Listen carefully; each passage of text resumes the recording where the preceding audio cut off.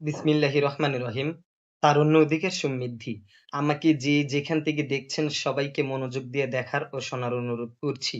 প্রথমেই তারুণ্য অধিকার সমৃদ্ধির পতাকাবাহী সংগঠন বাংলাদেশ যুব অধিকার পরিষদ নওগাঁ জেলার পক্ষ থেকে জানাই সালাম, আসসালামু আলাইকুম এবং অন্যান্য জাতি ভাইদের প্রতি রইল আন্তরিক শুভেচ্ছা। প্রিয় ভিউয়ার্স, আপনারা অবশ্যই অবগত আছেন যে সম্প্রতি এনসিপি নেত্রী মনিরা শারমিন নুরুল হক নূর ভাইকে নিয়ে একটি কুরুচিপূর্ণ মন্তব্য করেছেন। এই মন্তব্যের তীব্র নিন্দা ও প্রতিবাদ জানাচ্ছি। মনিরা শারমিন আমাদের সাথে ২০১৮ সালে কিছুদিন আন্দোলন সংগ্রামী ছিল। তার বা তাদের মতো করে অতীত অস্বীকার করা বা অকৃতজ্ঞ ব্যক্তি আমরা নই। এরপর ক্যারিয়ার মুখ্য হয়ে ওঠে তার কাছে। কথিত আছে যে ছাত্রলীগ নেতাকে বিয়ে করে সরকারি চাকরি নিয়েছিল মনিরা শারমিন। এরপর আর অন্যায়ের বা অনিয়মের বিরুদ্ধে প্রতিবাদ করতে দেখা যায়নি তাকে কখনোই। জুলাই অভ্যুত্থানের শেষের দিকে এসে অনেকটা হাজিরা দিয়েই বড় নেত্রী বনে গেছেন এই মনিরা শারমিন। তার চেয়ে নুসরাত তাবাচ্ছুমদের ভূমিকা হাজার গুণ বেশি এই মনিরা শারমিনের থেকে। হাসিনার পতন না হলে এই মনিরা শারমিনরা এখনো আরামে সরকারি চাকরিই করত। ফ্যাসিবাদের আঁচড়ও তাদের গায়ে লাগতো না।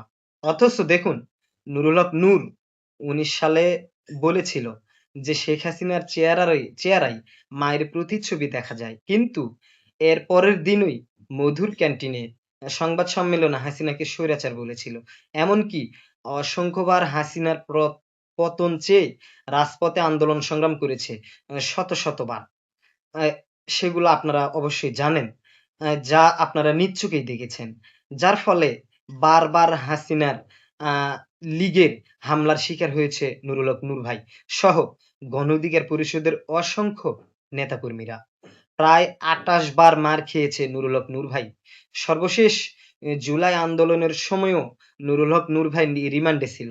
হাসিনার পতন না হলে কতদিন জেলে লাগা থাকতো, আ কতদিন জেলে থাকা লাগতো বা আদৌ মুক্ত হতো কিনা তা বলা কঠিন। নুরুল হক নূর ভাইয়ের যখন কোনো দোষ খুঁজে না পাই, তখনই ওই এক গান বারবার বাজায় এই মনিরা শারমিনরা। অথচ সারা বাংলাদেশের জনগণ জানে এই অভ্যুত্থানের উদ্যোক্তা সংগঠন হচ্ছে গণ অধিকার পরিষদ ও নুরুল হক নূর ভাই।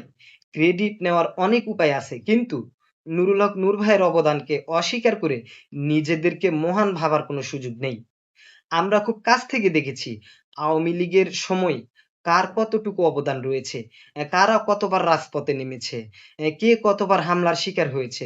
২ দিনের বৈরাগী হয়ে বলা ভাতকে অন্য। সমালোচনা করুন ঠিক আছে। গঠনমূলক সমালোচনা যে কারো করাই যায়। কিন্তু বাক স্বাধীনতা ও সমালোচনার নামে নোংরা রাজনীতিতে নামবেন না দয়া করে। সকলের অবদানকে সম্মান করতে শিখুন।